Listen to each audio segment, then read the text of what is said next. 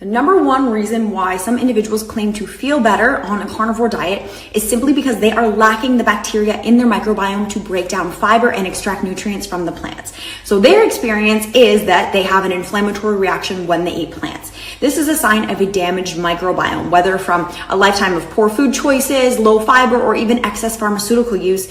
They have damaged their ability to break down a wide variety of foods, which is very important. However, this extreme elimination diet in the long term will only make it worse. The number one reason why some individuals...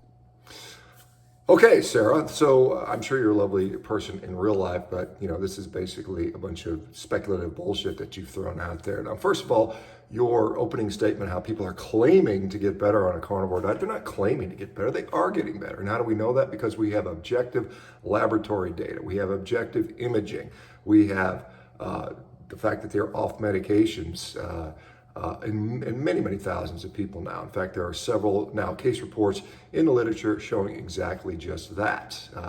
People with MS have seen plaque regression on MRI.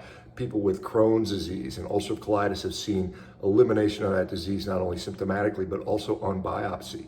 There are people clearly with diabetes who have lowered their A1Cs, come off medication. There are many, many people that have lost dozens, if not 100 pounds or more. So that's not claiming, that's actually getting better. And to say they're claiming to get better is belittling and insulting, and it's quite honestly bullshit. Now, your second,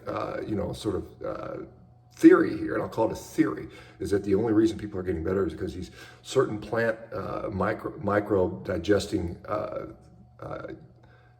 creatures that live in our gut are now not working correctly or weren't working correctly, and that's why they got sick. And the only reason carnivore is working is because of that.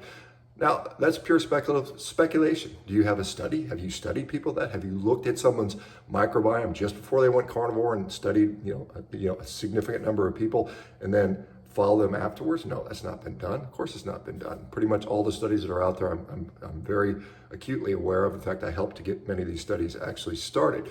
And so this is complete speculation, garbage. There's no bearing on that. Now, you may say, oh, there's studies on the microbiome, but they're not specifically looking at carnivore populations. And to say that it's bad in the long term is, again, total absolute garbage. There are, again, no studies, no data points that show that people on a carnivore diet for 5 years, 10 years, 20 years, 30 years are any worse off than anyone else. That's just not been done. So it's, again, all this is speculative BS.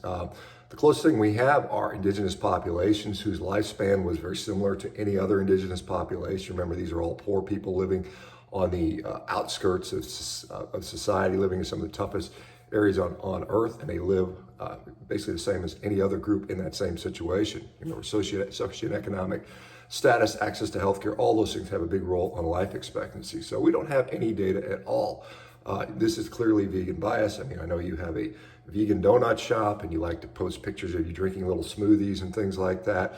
Maybe for your next video, you can talk about why so many vegans are breaking their bones and having fractures, and why the literature clearly has shown that over and over again. Maybe it's the plant microbiome again or something like that.